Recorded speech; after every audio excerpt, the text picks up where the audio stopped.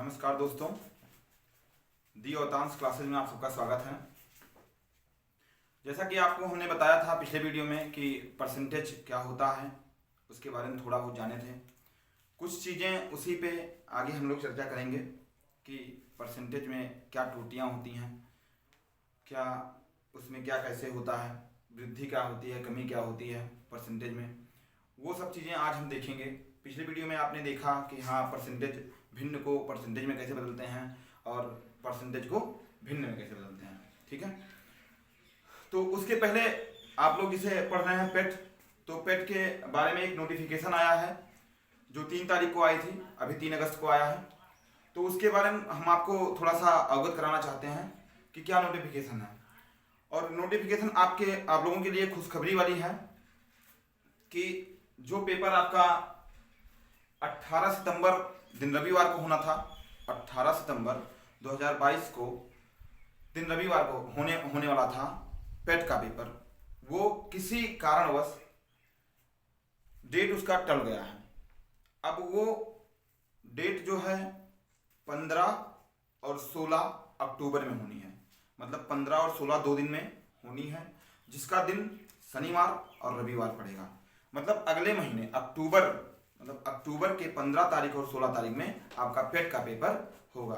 ठीक है, ये नोटिफिकेशन 3 अगस्त को आई है, तो हमने सोचा आप लोगों को अवगत करा दें कि आपका जो ये सितंबर का डेट था वो टल के अक्टूबर में चला गया है और वो 15 और 16 अक्टूबर को होगा। ठीक है, आगे हम कुछ जो है परसेंटेज पे सवाल देखते हैं। आइए चलिए तो देखते हैं दोस्तों।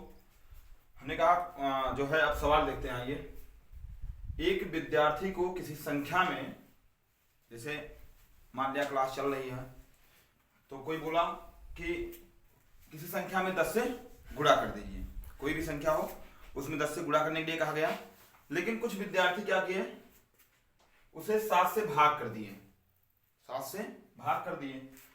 तो ये पूछ रहा है कि बताइए कितने प्रतिशत की त्रुटि हुई, मतलब त्रुटि मतलब गलती, कितने परसेंट की गलती हुई।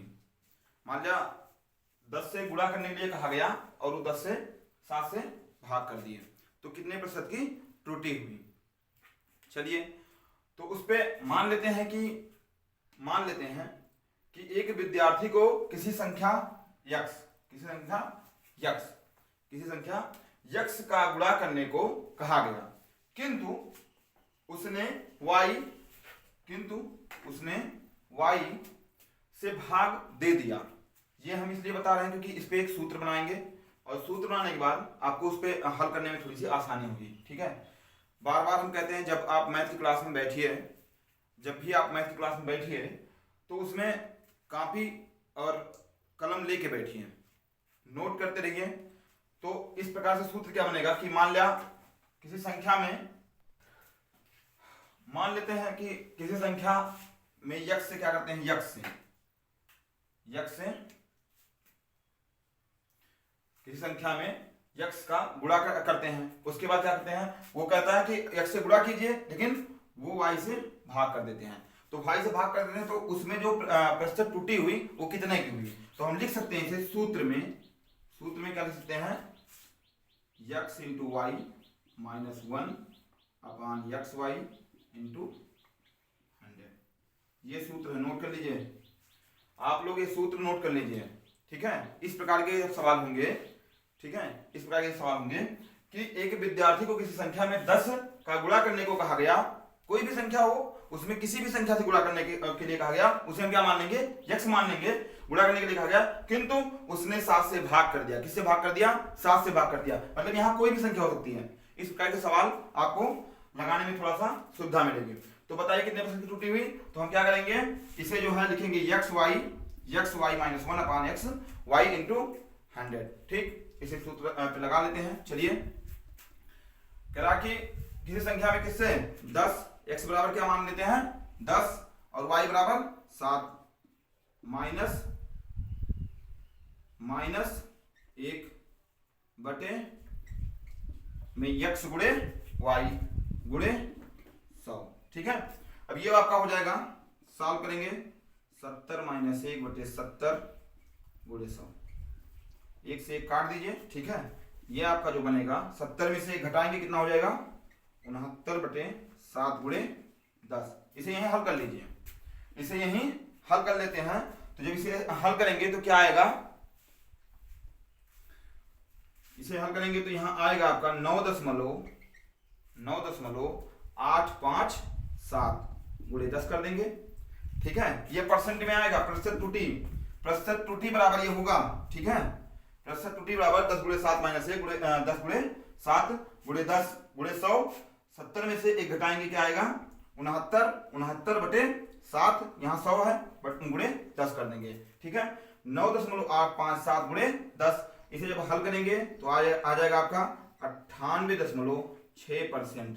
6% क्यों आएगा, क्योंकि यहाँ 5 है, यहाँ क्या है 7 है। जब यहाँ 5 या 5 से अधिक होती हैं तो यहाँ 1 बढ़ जाता है, इससे आपका उत्तर आ जाएगा 98.6%। आपकी प्रतिशत त्रुटि कितनी हुई 98.6% की। आगे आइए इरेज करते हैं, अगला क्वेश्चन देखते हैं। अगला क्वेश्चन देखिए इसी प्रकार, एक विद्यार्थी को किसी संख्या में 10 का गुणा करने को कहा गया किंतु उसने 10 से भाग दे दिया। बताइए कितने प्रतिशत की त्रुटि हुई। प्रतिशत त्रुटि मतलब अब हमें निकालेंगे कि कितने प्रतिशत की गलती हुई। देखिए हमने कहा कि क्या करेंगे, इसमें इसका भी एक सामान्य सूत्र बना लेते हैं, सामान्य सा सूत्र बना लेते हैं। तो सूत्र बनाएंगे तो थोड़ा सा हमें आसानी होगी। सूत्र क्या बना लेंगे कि जैसे ये कह रहा कि किसी संख्या में 10 से का गुणा करने को कहा गया किंतु उसने 10 से भाग दे दिया। तो इसे एक सूत्र में लिख सकते हैं कि प्रतिशत त्रुटि बराबर लिख सकते हैं x² - 1/x² इंटू 100। ठीक है, यहां थोड़ा सा समझने वाली चीज क्या है, समझने वाली चीज यह है कि जब हमारी ये संख्याएं अलग अलग होंगी तब x y वाले सूत्र पे हल करेंगे, और जब संख्याएं सेम होंगी तो हम x² वाले सूत्र पे हल करेंगे। चलिए आगे लगाते हैं, क्या करते हैं सूत्र पे रख लेते हैं। प्रतिशत त्रुटि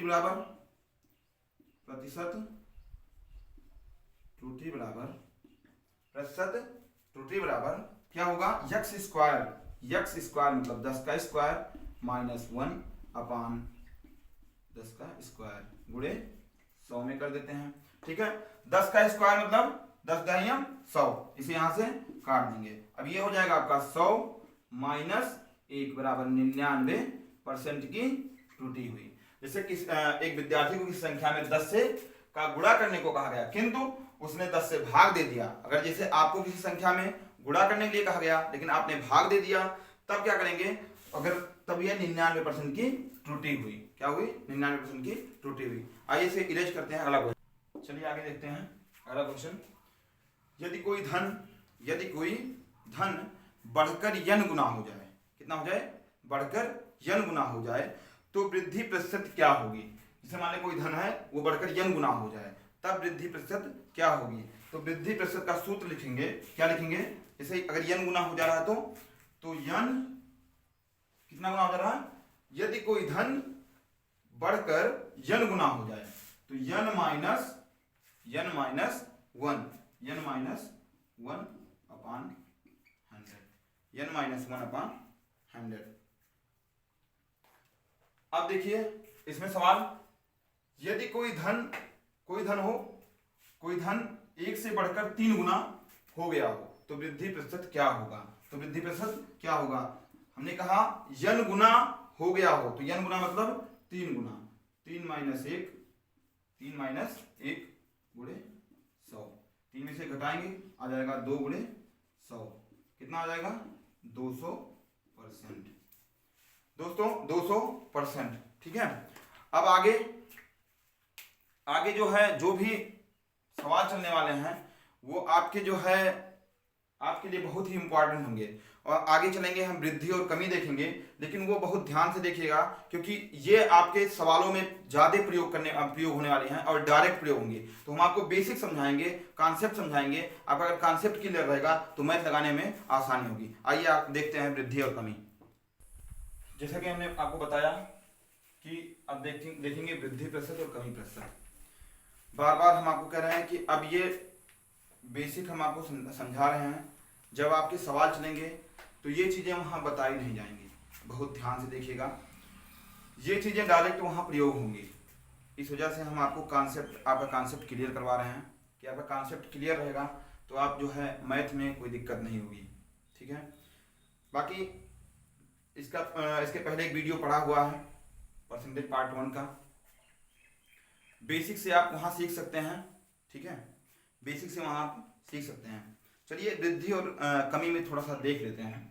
मान लिया जाए कि कोई वस्तु है, पहले वो 50 रुपये में थी।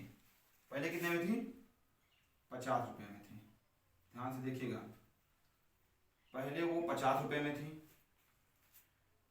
बाद में मान ले कोई वस्तु है, पहले 50 रुपये में थी, कुछ समय बाद वो 60 रुपये में हो गई। ध्यान से देखिएगा, हम बार बार कह रहे हैं कि वृद्धि प्रतिशत और कमी प्रतिशत जो है आपके सवालों में बहुत इंपॉर्टेंट है, बहुत इंपॉर्टेंट है। ये वहाँ डायरेक्ट प्रयोग होंगे। यहाँ आपको बेसिक पता होगा तो वहाँ आप सवाल बढ़िया से लगाएंगे। कोई वस्तु 50 रुपये में थी, बाद में बढ़ के 60 रुपये की हो गई। कितना बढ़ा भैया, बताइए कितना बढ़ा? जो इसकी वृद्धि हुई वो कितने की हुई? वृद्धि जो हुई वो 10 रुपये की हुई। 10 रुपये की हुई ना, ध्यान देखिए, वृद्धि जो हुई वो 10 रुपये की हुई, ठीक है। तो हम लिख सकते हैं वृद्धि प्रतिशत बराबर एक चीज और बहुत ध्यान से देखिएगा, जिसकी तुलना कर रहे हैं वह हमेशा हर में रहेगा, तो तुलना हम किससे कर रहे हैं? जो हमारा पहले मूल्य था 50 रुपया, बाद में हुआ 60 रुपया, तो वृद्धि कितनी हुई? 10 रुपये की हुई ना। ये तो आप सब जानते हैं, वृद्धि 10 रुपये की हुई। ध्यान से देखिएगा, अगर 10 रुपये की वृद्धि हुई तो किससे वृद्धि हुई? वृद्धि किससे हुई भाई? 50 रुपये से। तुलना हम किससे कर रहे हैं? 50 से कर रहे हैं ना, तो बटे में क्या होगा? 50 होगा। जिससे हम तुलना करेंगे वो नीचे रहेगा, हमेशा ध्यान रखिएगा, ये नोट कर लीजिए, जिससे तुलना करेंगे वह नीचे रहेगा, और गुणे में क्या कर देंगे? 100 कर देंगे। गुणे में क्या कर देंगे? 100 कर देंगे। तो इससे क्या हो जाएगा? इसे काट देंगे, 50 दुनिया 100, 10 दुनिया 20% की वृद्धि हुई। कितने की हुई? 20% की वृद्धि हुई। ये पूछ रहा है कितने प्रतिशत की वृद्धि हुई। जैसे कोई सामान 50 रुपए का था, अब वो जो 60 रुपए का हो गया, तो उसमें कितने प्रतिशत की वृद्धि हुई ये पूछ रहा है। तो हम कहे आपको कि जब पहले वो सामान 50 का था, बाद में वो हुआ 60 का, तो हम क्या करेंगे? इसमें वृद्धि कितने की हुई? 10 रुपए की हुई। कितने की हुई? 10 रुपए की। अब ये कह रहा है कि 10 रुपए की वृद्धि हुई, तो हमने कहा कि जिससे तुलना की जाएगी वह नीचे होगा। तुलना हम किससे कर रहे हैं? 50 से कर रहे हैं। क्यों? क्योंकि पहले सामान किस में था? 50 रुपए में तो था। तुलना हम किससे कर रहे हैं? बढ़ा किससे? 50 से ही तो बढ़ा, 60 हुआ। तो पहले हम तुलना करें, 50 से तुलना करें तो वो नीचे होगा। इससे इसे काटेंगे, 2 आ जाएगा, 10 दुनिया 20% की वृद्धि हुई। ठीक है, आगे आइए दूसरा क्वेश्चन देखते हैं इसी पे। चलिए इसी पे क्वेश्चन और देखते हैं। पहले किसी वस्तु का मूल्य कितना था? 80 रुपया था, बाद में 90 रुपया हो गया। पहले 80 था, बाद में 90 हुआ। चलिए वृद्धि कितनी की हुई? 10 की हुई। वृद्धि कितने की हुई? 10 की हुई भैया, 10 की वृद्धि हुई। चलिए वृद्धि प्रतिशत बराबर कितना होगा? वृद्धि प्रतिशत बराबर 10 की वृद्धि हुई तो 10 हम यहां लिख देंगे। किससे वृद्धि हुई? 80 से वृद्धि हुई ना, तो 80 नीचे लिख देंगे। जिसकी तुलना करेंगे उसे नीचे रखेंगे, 100 कर देंगे। 1 से ये 0 कट जाएगा। ठीक है, 2 से काट दिए, 2 पंचे 10 और 2 चौके 8, फिर 2 दुनिया 4 और 2 पंचे 10। ये हो जाएगा आपका 25/2। 25/2 को हम लिख सकते हैं 12.5% या 12 से 1/2%। क्या हुआ? वृद्धि हुआ। क्या हुआ? वृद्धि हुआ। अर्थात अगर कोई वस्तु 80 रुपए का है, 90 रुपया हो गया, तो उसका जो वृद्धि प्रतिशत होगा वो 12.5% का वृद्धि हुई। ठीक है, अगला क्वेश्चन इसी पे आगे देखिए। कोई महिला किसी मॉल में गई और मॉल में उसने एक साड़ी देखा, जैसे जो होते हैं शोरूम, उसमें कोई साड़ी देखा, उसका मूल्य पहले 7,000 था। उसने कहा कि ये महंगा है, कुछ दिन बाद लेंगे। ठीक है, फिर बाद में कुछ दिन बाद जब उस शोरूम में वो जाती है तो क्या पता चलता है, उस साड़ी का मूल्य 8400 हो गया। अब तो बढ़ गया भाई। तो इसमें जब पहले जब उन्होंने देखा 7,000, उन्हें कहा महंगा है, ठीक है, तो बाद में जब वो दोबारा गई उस शोरूम में तो उसका मूल्य बाद में 8400 हो गया। अब ये कह रहा है कि इसमें कई % की वृद्धि हुई। स्वाभाविक बात है, 8400 से हम घटाएंगे 7,000, तो जो वृद्धि होगी वो कितना होगा, 1400 रुपये का। 1400 रुपये वृद्धि हो गई। ठीक है, तो उस महिला ने पूछा कि भैया ये जो वृद्धि हुई वो कितने % की वृद्धि हुई, या आप ही मान लिया जा रहे हैं किसी शोरूम में, 7,000 का चीज है वो 8400 हो जाए, तो आपको एक कल्पना होगी कि क्या % की वृद्धि हुई। तो इस प्रकार से आप ये निकाल सकते हैं। अब देखिए 1400 रुपये की वृद्धि हो गई, लेकिन कितने % की वृद्धि हुई हमें ये देखना है ना। तो कितने % की वृद्धि हुई, तो हम क्या कहें, जिससे तुलना होगी वो नीचे। तो वृद्धि प्रतिशत बराबर लिख सकते हैं, वृद्धि प्रतिशत बराबर लिख सकते हैं 1400 बटे 7,000 से बढ़ के 8400 हुआ है। 7,000 से बढ़ के 8400 हुआ है। ठीक है, पूरे 100 कर देंगे, एक जीरो से एक जीरो कट जाएगा। 700 दुनिया 1400, 10 दुनिया 20% की वृद्धि हुई। उस साड़ी की में कितनी वृद्धि हुई, 20% की वृद्धि हुई। आगे आइए कमी पे देखते हैं थोड़ा सा। चलिए अब कमी देख लेते हैं। अभी तक आप लोग वृद्धि देख रहे थे, आप लोग सोच रहे थे कि हर बार दाम बढ़ ही रहा है। अब की बार थोड़ा सा घटा लेते हैं। मतलब कि मान लिया पहले कोई चीज थी 60 रुपये में, कितने में थी, 60 रुपये में, फिर बाद में दाम घट के 50 रुपया हो गया। देखिए कमी आई, कितनी कमी आई, 10 रुपए की। कितने कमी आई भैया, 10 रुपए कमी आई ना। पहले 60 था, फिर 50 हुआ, 10 की कमी आई। तो कमी प्रतिशत बताएंगे, कितने % कमी हुआ, कै % कम हुआ। तो कमी % बताने के लिए हम क्या करेंगे, 10 को यहाँ लिखेंगे। तुलना, हमने फिर बार बार कह रहा हूं, जिससे तुलना की जाएगी वह हर में रहेगा। यहाँ तुलना किससे कर रहे हैं, पहले वह वस्तु 60 में था, अब वही वस्तु घट के 50 में हुआ, अर्थात तुलना हम 60 पे कर रहे हैं। तो 60 को नीचे कर देंगे, फिर 100 कर देंगे, एक जीरो से जीरो काट देंगे। ठीक है, 2 से काटेंगे 50 आएगा, 2 तियां 6 आ जाएगा। इसे हम लिख सकते हैं 50 बटे 3% भी लिख सकते हैं, लेकिन इसे और भी तोड़ा जा सकता है। तो लिख सकते हैं 16 सही 2 बटे 3%। 16 सही 2 बटे 3% की कमी हुई है। कितना कमी हुई है, 16 सही 2 बटे 3% की कमी हुई है। मान लेते हैं कि कोई वस्तु पहले 500 की थी, फिर 300 की हो गई, तो इसमें जो है कितनी कमी आई, 200 की। कितनी कमी आई, 200 रुपए की। तो कमी प्रतिशत बराबर क्या होगा, कमी प्रतिशत बराबर 200। तुलना किससे कर रहे हैं, 500 से, तो 500 नीचे कर देंगे। पहले वह वस्तु 500 की थी, बाद में वो 300 की हो गई, तो पूरे 100 कर देंगे, 2 जीरो काट देंगे, 5 से काट देंगे, तो आ जाएगा 5 के 20 40% की कमी आई। ठीक है, आइए अगला क्वेश्चन देखिए। पेट में कुछ इस तरीके के क्वेश्चन आते हैं, बहुत ही बढ़िया क्वेश्चन है, बहुत ही आसान क्वेश्चन है। देखिए कह रहा है कि 4800 रुपए का 16 सही 2 बटे 3% का, 4800 रुपए का 16 सही 2 बटे 3% का 0.25% का मान ज्ञात करें। 0.25% का मान ज्ञात करें, मतलब 48 रुपए का 16 से 2/3% का 0.25% का मान क्या होगा, ऑप्शन आपके सामने है। इस प्रकार के क्वेश्चन आते हैं।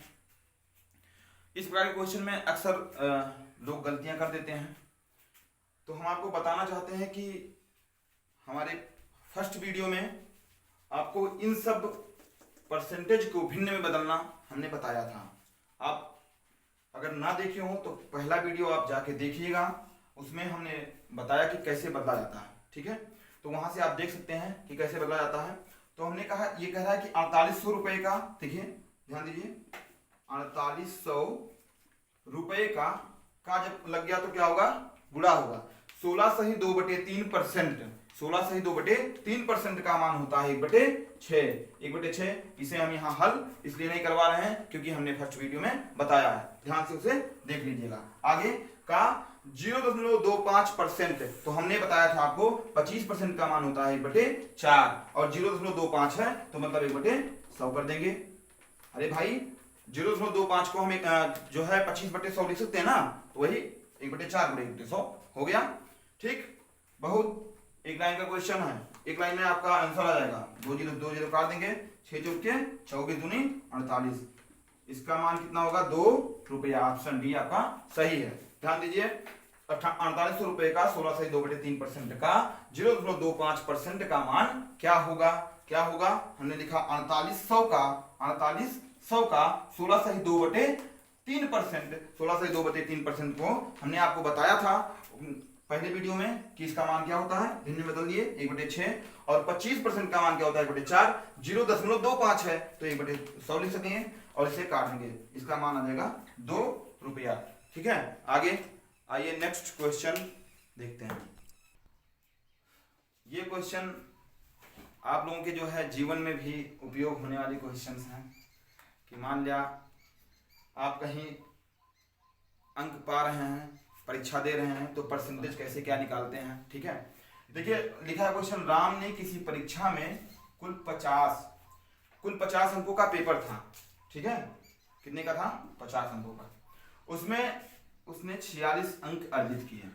कितने अर्जित किए, 46 अंक अर्जित किए।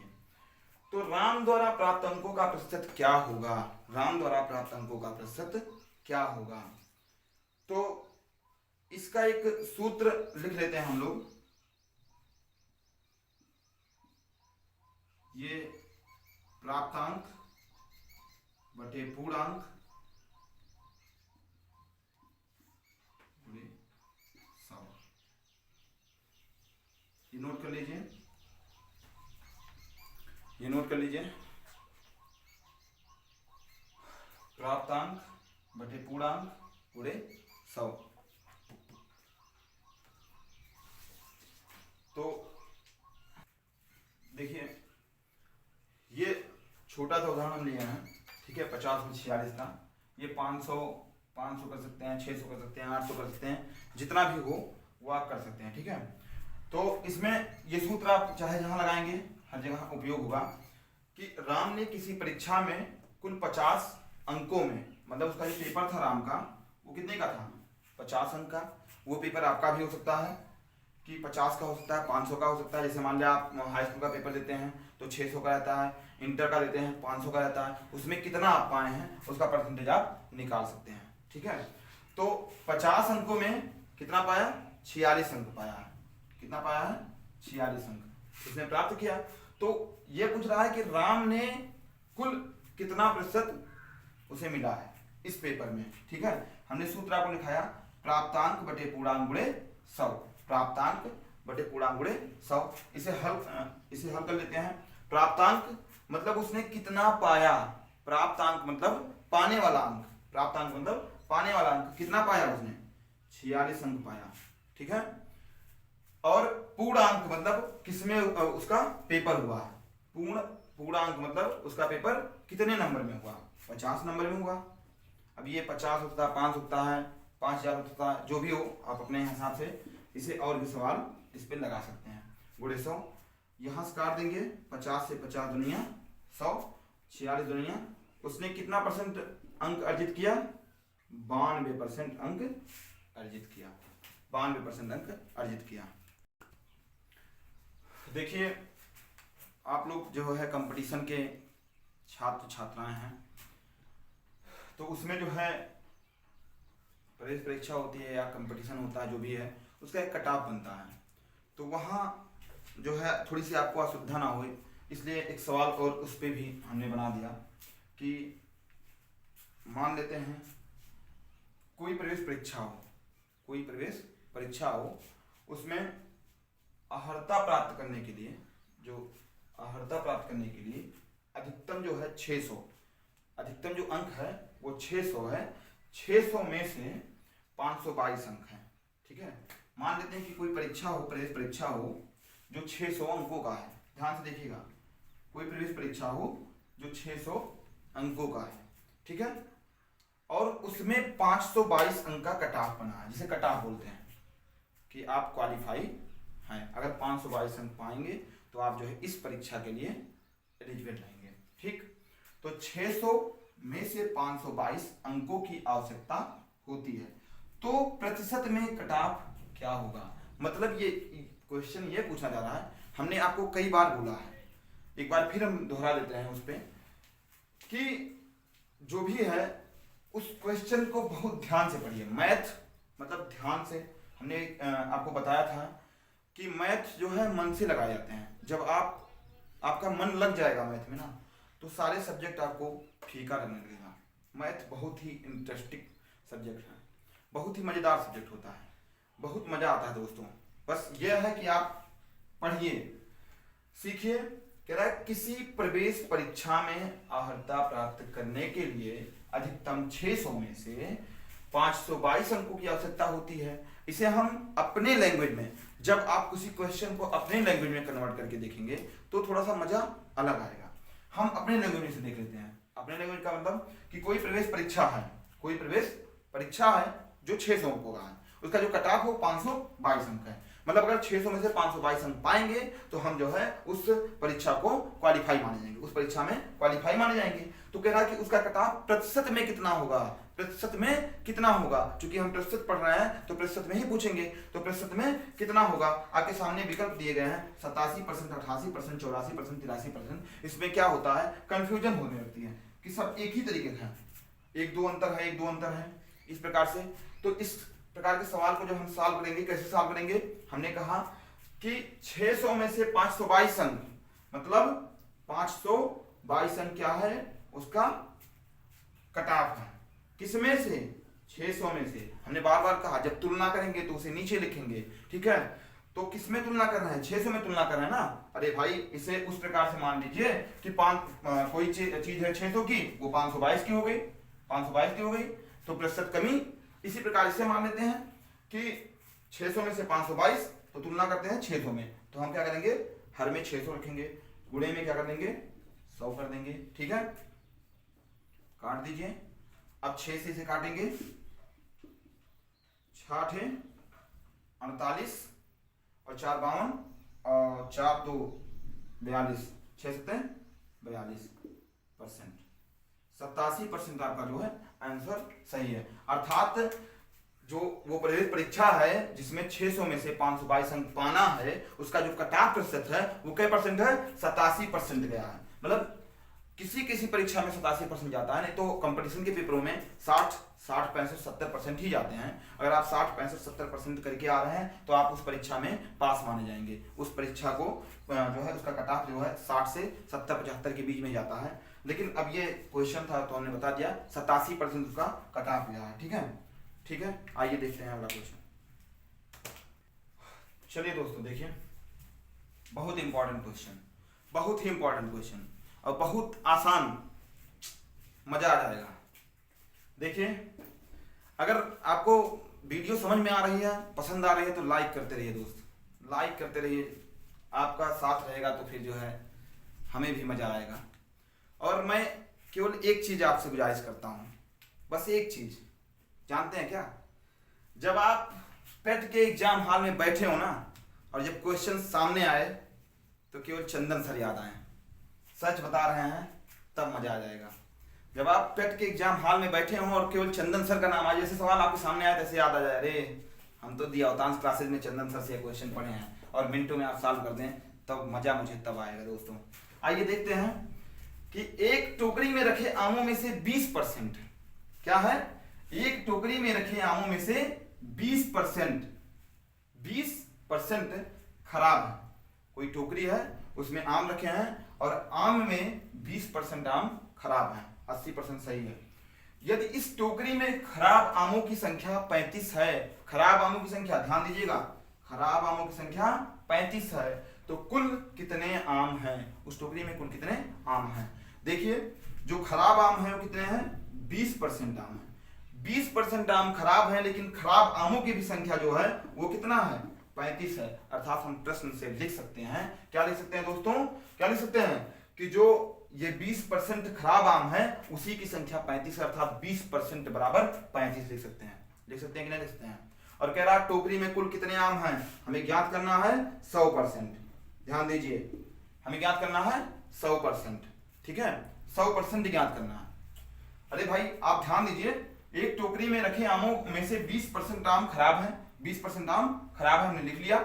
यदि इस टोकरी में खराब आमों की संख्या 35 है, यदि इस टोकरी में खराब आमों की संख्या 35 है, अर्थात जो 20% है वही आम तो खराब है दोस्त, वही आम तो खराब है, तो 20% बराबर 35 लिख सकते हैं, बिल्कुल लिख सकते हैं। तो हमें 100% आमों की संख्या ज्ञात करना है, 100% आमों की संख्या ज्ञात करना, अर्थात 20 गुणे 5 कर देंगे तो 100 हो जाएगा, तो 35 गुणे 5 कर दीजिए।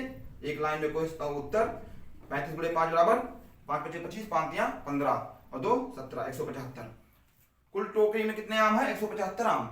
देखिए, अरे भाई 20% आमों की संख्या 35 है, क्वेश्चन में दिया गया है, आमों की संख्या 35 है, यहां लिखा है खराब आमों की संख्या क्या है, 35 है, और आमों में से 20% खराब है, क्या है, 20% खराब है, तो 20% बराबर 35 लिख सकते हैं। तो 20% बराबर 35, हमें आमों की संख्या कितने ज्ञात करना है, 100%। कुल कितने आम है, कुल कितने आम है, 100% ज्ञात करना, हम ज्ञात कर लेंगे, गुणे 5 लेंगे 100 हो जाएगा, इसमें भी गुणे 5 कर देंगे, क्या हो जाएगा, अगर ये बराबर इसके है तो इसमें गुणे 5 करेंगे, तो इसमें भी गुणे 5 कर दीजिए भैया, दोनों बराबर नहीं होगा, तो 100% बराबर 175 आम हो जाएंगे, अर्थात आपका उत्तर बी सही है। इस प्रकार के आप सवाल जो है 1 मिनट में लगाएंगे, ठीक है।